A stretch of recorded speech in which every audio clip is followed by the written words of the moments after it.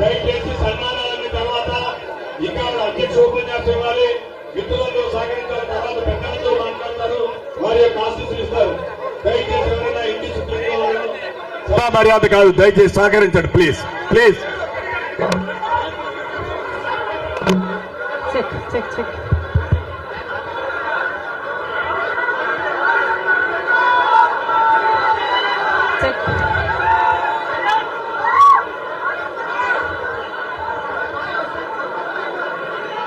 రాజశేఖర్ రెడ్డి గారు, doctor YS Rajasekhar Reddy గారు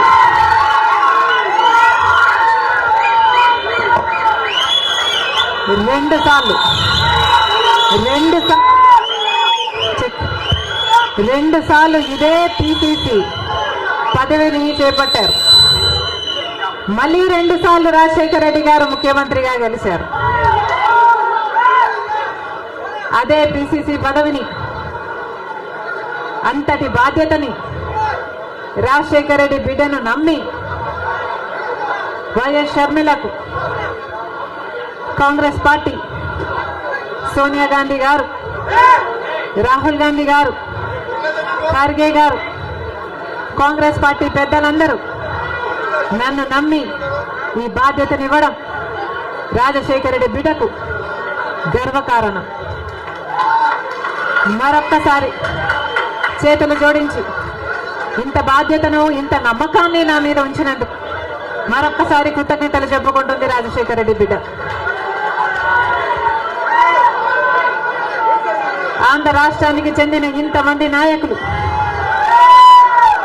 ఆంధ్ర రాష్ట్రానికి చెందిన ఇంతమంది కాంగ్రెస్ నాయకులు, కాంగ్రెస్ నమ్మకస్తులు, కాంగ్రెస్ పార్టీ ఖాడర్ నా మీద ఎంతో నమ్మకం పెట్టుకున్నారు. నేను రావాలని కాంగ్రెస్ పార్టీ వాళ్ళందరికీ మరొకసారి రాజశేఖర్ రెడ్డి బిడ్డ శిరస్సు వంచి చేతులు జోడించి మనస్ఫూర్తిగా నమస్కరించుకుంటోంది.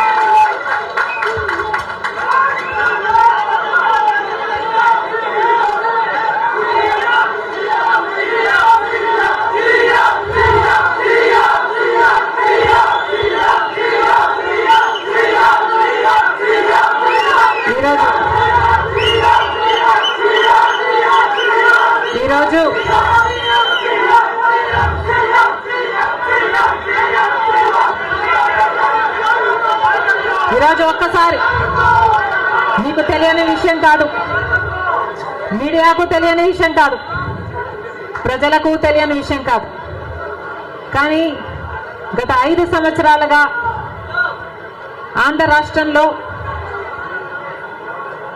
యువజన శ్రామిక రైతు కాంగ్రెస్ పార్టీ అధికారంలో ఉంది. అంతకుముందు 5 సంవత్సరాలు తెలుగుదేశం పార్టీ అధికారంలో ఉంది. ఈ 10 సంవత్సరాలుగా రాష్ట్రంలో అభివృద్ధి జరిగిందా అంటే ఏమిటి సమాధానం? మన రాష్ట్రం ఏర్పడే నాటికి మన రాష్ట్రానికి ఉన్న అప్పులు 1,00,000 కోట్లు. చంద్రబాబు గారు ముఖ్యమంత్రి అయిన 5 సంవత్సరాలకి ఆయన చేసిన అప్పులు 1,00,000 కోట్లు. ఆ తర్వాత వైసీపీ ముఖ్యమంత్రి జగన్ రెడ్డి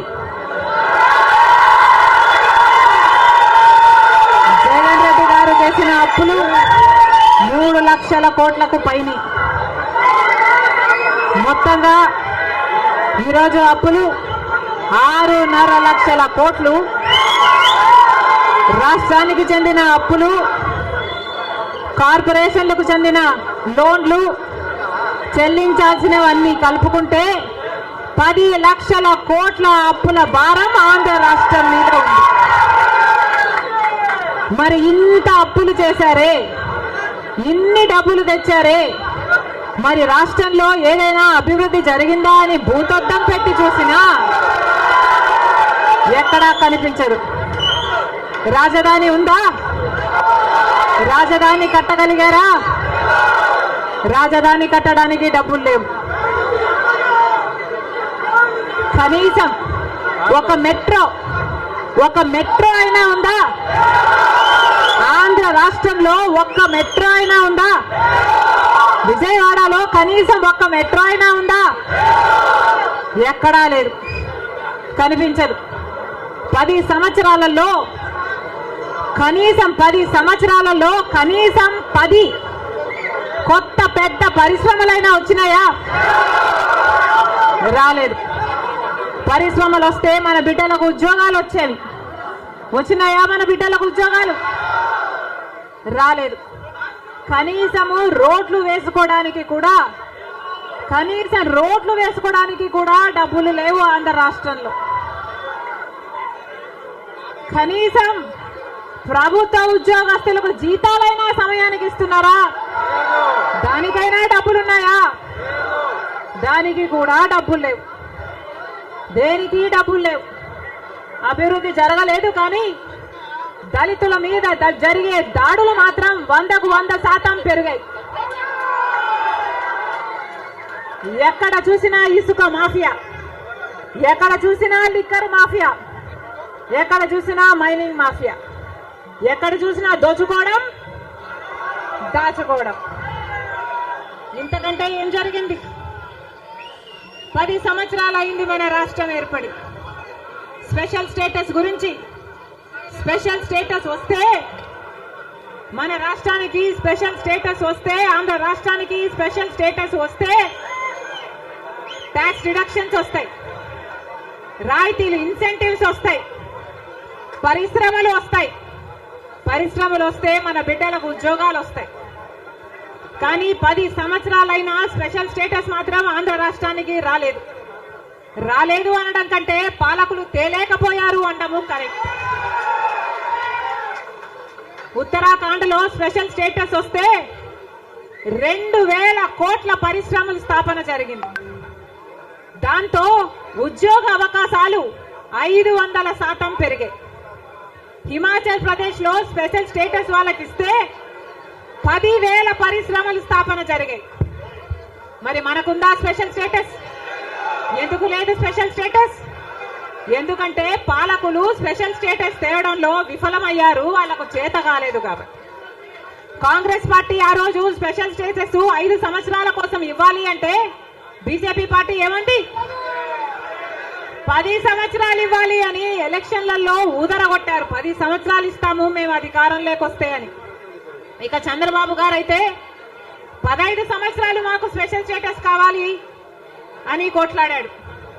ఇదే చెప్పాడు, 15 సంవత్సరాలు స్పెషల్ స్టేటస్ కావాలి, అందుకే నేను బీజేపీ పార్టీతో పొత్తు పెట్టుకుంటున్నా అని బీజేపీ పార్టీతో పొత్తు పెట్టుకున్నాడు. వాళ్ళ మంత్రివర్గంలో కేంద్ర మంత్రులు కూడా అయ్యారు టీడీపీ నాయకులు. ముఖ్యమంత్రి అయిన తర్వాత స్పెషల్ స్టేటస్ కోసం చంద్రబాబు గారు ఎప్పుడైనా ఒక్కటైనా నిజమైన ఉద్యమం చేశారా అంటే చేయలేదు. చేయకపోక ఉద్యమం చేసే వాళ్ళ మీద కేసులు పెట్టారు, వాళ్ళను జైల్లో కూడా పెట్టాడు చంద్రబాబు గారు. ఆ సమయంలో ప్రతిపక్ష నాయకుడు జగన్ రెడ్డి గారు ప్రతిపక్ష నాయకుడుగా ఉన్నంత కాలం స్పెషల్ స్టేటస్ మనకు రావాలి అని ప్రతిరోజు కొట్లాడాడు. నిరాహార దీక్షలు కూడా చేశారు. ప్రతిపక్షంలో ఉండగా అవిశ్వాస తీర్మానం, ప్రతిపక్షంలో ఉండగా ఏమా ప్రభుత్వం వాళ్ళు ఎవరైనా ఉన్నారు ఇక్కడ? ప్రతిపక్షంలో ఉండగా జగన్ రెడ్డి గారు చెప్పిన మాట, మేము అవిశ్వాస తీర్మానం ప్రవేశపెడతాము, తెలుగుదేశం పార్టీ ఎంపీలు అందరూ కూడా మద్దతు ఇవ్వండి, మూకుమ్మడి రాజీనామాలు చేస్తే స్పెషల్ స్టేటస్ ఎందుకు రాదో చూస్తారన్నాడు జగన్ రెడ్డి. ఆఖరికి జగన్ రెడ్డి గారు ముఖ్యమంత్రి అయిన తర్వాత ఒక్కటైనా నిజమైన ఉద్యమం చేశాడా స్పెషల్ స్టేటస్ కోసం?